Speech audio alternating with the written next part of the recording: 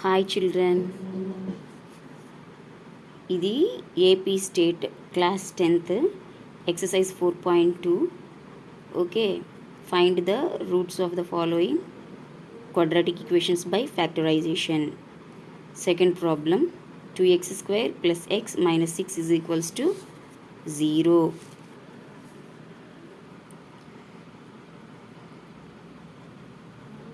Two x square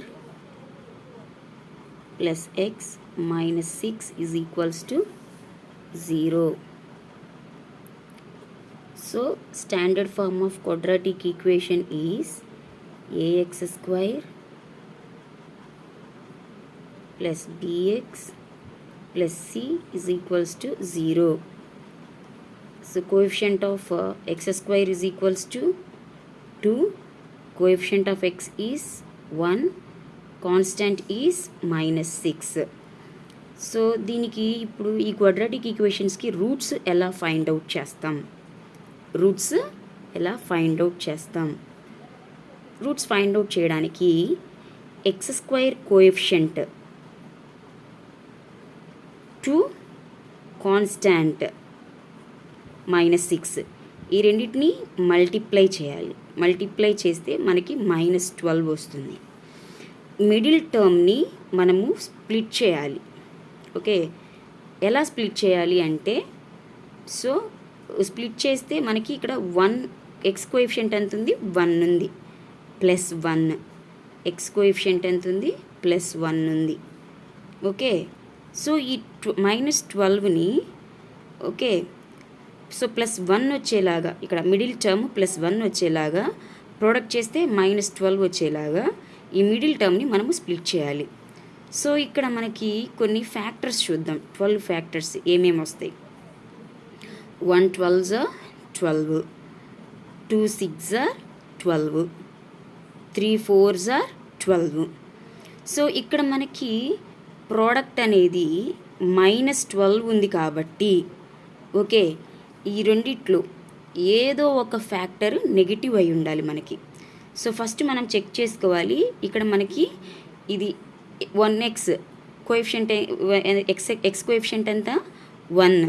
so అంటే add చేస్తే 1 రావాలి, ప్రోడక్ట్ చేస్తే -12 రావాలి. సో అలా ఈ పెయిర్ ఆఫ్ ఫ్యాక్టర్స్లో ఏది పాసిబుల్ అవుతుందో మనం చెక్ చేసుకోవాలి. ఫస్ట్ ఇది చూసుకున్నాం అనుకోండి. So 12 1s are 12. Okay, add చేస్తుంటే 12కి 1 యాడ్ చేస్తే ఏమొస్తుంది మనకి,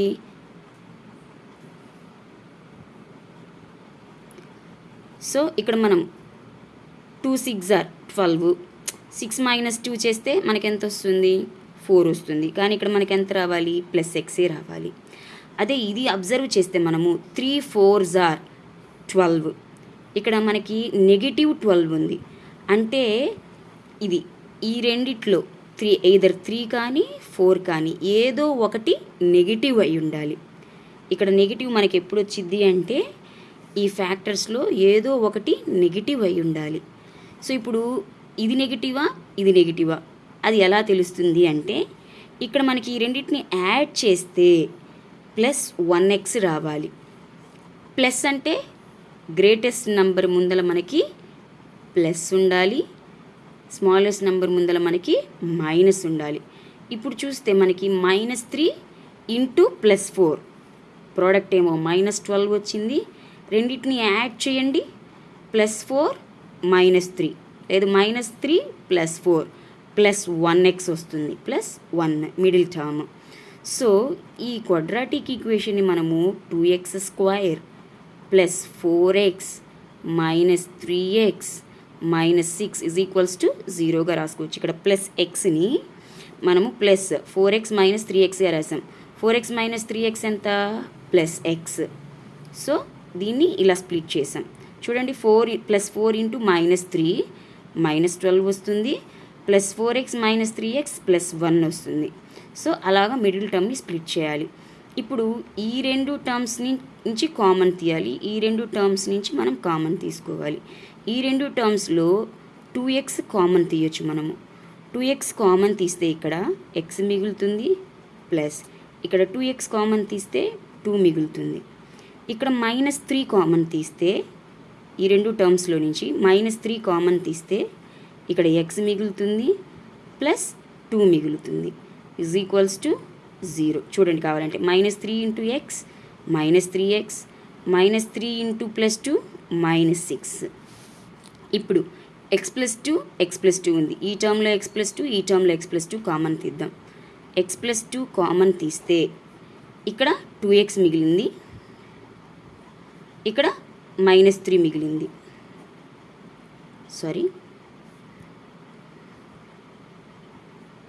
x+2 కామన్ తీస్తే ఇక్కడ 2x -3, ఇక్కడ x+2 కామన్ తీస్తే -3 equals to 0.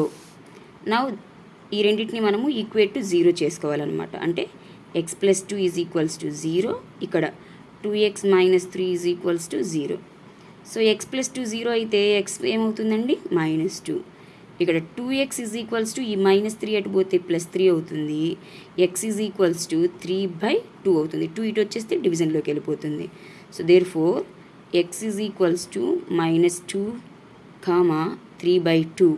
These are the roots of the given quadratic equation 2x² + x - 6 is equals to 0.